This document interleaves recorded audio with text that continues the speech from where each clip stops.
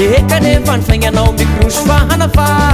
raha tsy nivitagna zy atao dosmety tsy miveriny anjara fatrana sy maintsy ho resy zireo moa ny faingan'olo de fisomatigna raha ekanefa ny fainganao mikrosy fahanafa raha tsy nivitagna zy atao dosmety tsy miveriny anjara fatrana sy maintsy ho resy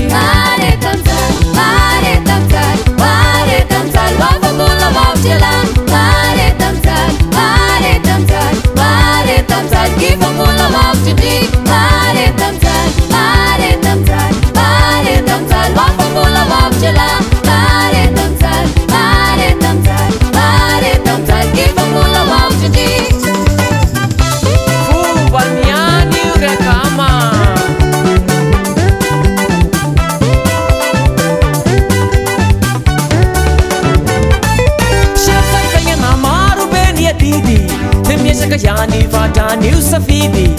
mbate hiarina fanrenana mbate hanana ambony moraly mifalia amikely anagnana sasa fiainana maro be ny adidy de miezaka yani vatan'io safidy mbate hiarina fanrenana mbate hanana ambony moraly mifalia amikely anagnana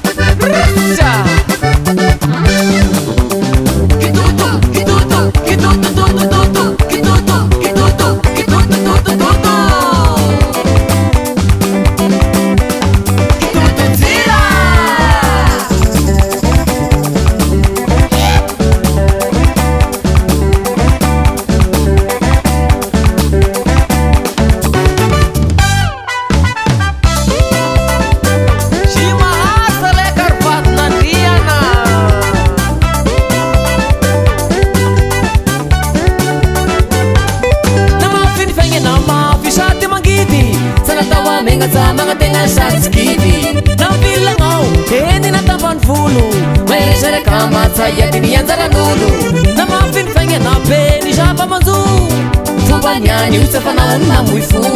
tariketra panjinina teny anakatiny avo mairezaraka mafady ho ny mivarolavo